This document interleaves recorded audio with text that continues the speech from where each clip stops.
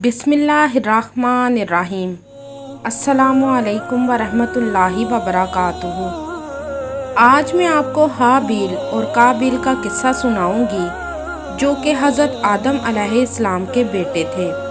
तो किस्सा शुरू करने से पहले आपसे गुजारिश है कि आप मेरे चैनल हमना वॉइस को ज़रूर सब्सक्राइब करें और साथ दिए गए बेल आइकॉन को भी लाजमी क्लिक करें ताकि फ्यूचर में आने वाली मज़ीद ऐसी वीडियोस की अपडेट्स आपको मिलती रहे।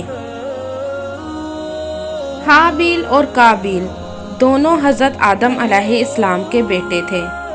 हर मर्तबा हज़रत आदम अलैहिस्सलाम के घर जुड़वा बच्चे ही पैदा होते थे और हर मर्तबा जुड़वा बच्चों में से एक लड़की और एक लड़का पैदा होता था। उस वक्त चूँकि दुनिया की शुरुआत हज़रत आदम अलैहिस्सलाम और अम्मा हवा से हुई थी, इसलिए दुनिया की आबादी बढ़ाने के लिए उस वक़्त एक ऐसा रवाज था जो कि अब के ज़माने में शरीयत के सख्त खिलाफ है, और वो है भाई का बहन से निकाह। इसलिए दुनिया की आबादी बढ़ाने के लिए उस वक्त ये रवाज था कि जिस लड़के के साथ जुड़वा लड़की पैदा होती थी वो दूसरे जोड़े की जुड़वा लड़की के साथ शादी कर सकता था।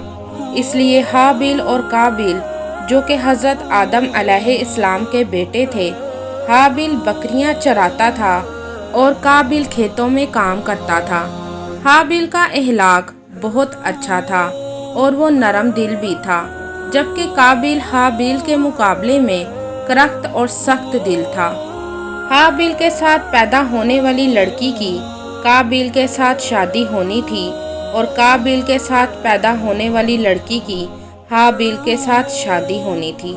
लेकिन हाबिल की जुड़वा बहन काबिल की जुड़वा बहन से खूबसूरती में कम थी, इसलिए काबिल ने हाबिल की बहन से शादी करने से इनकार कर दिया था और कहा कि मैं अपनी ही बहन से शादी करना चाहता हूँ।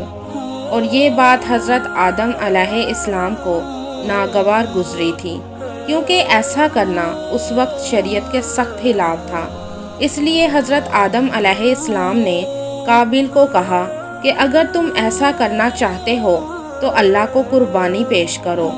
फिर हाबिल और काबिल कुर्बानी के लिए मान गए। फिर आखिरकार कुर्बानी का दिन भी आ गया।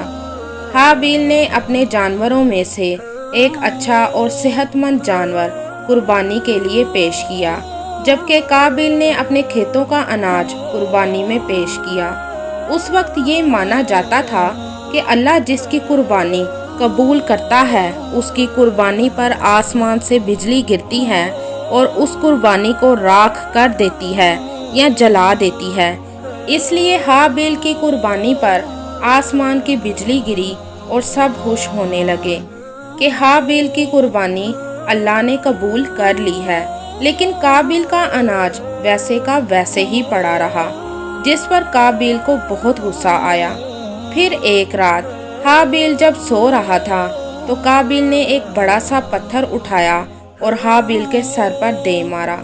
काबिल जब हाबिल को मारने गया तो हाबिल बजाय अपने भाई से मदद की दरख्वास्त करता वो कहने लगा, मार डालो मुझे, तुम तो पहले ही गुनहगार हो, मुझे मार दोगे तो एक और गुनाह तुम्हारे ज़िम्मे पड़ जाएगा। काबिल को ज़रा भी अपने भाई पर रहम ना आया और उसने अपने भाई को मार डाला। हाबिल और काबिल का जिक्र सूरह मायदा में भी किया गया है। फिर काबिल ने जब अपने भाई हाबिल को मार डाला तो वो सोचने लगा कि मैं अब हाबिल की लाश का क्या करूं।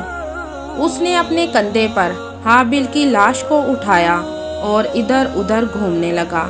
फिर अल्लाह ताला ने 2 कौवे भेजे जो आपस में लड़ने लगे थे और उनमें से एक कौवा मर गया।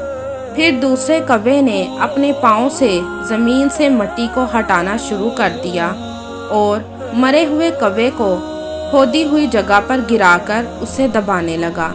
जब काबिल ने इन कौवों को देखा तो उसने अपनी पेशानी पर अपना हाथ मारा और कहने लगा कि ये अक्लमंदी मुझे कौवों से पता चलनी थी।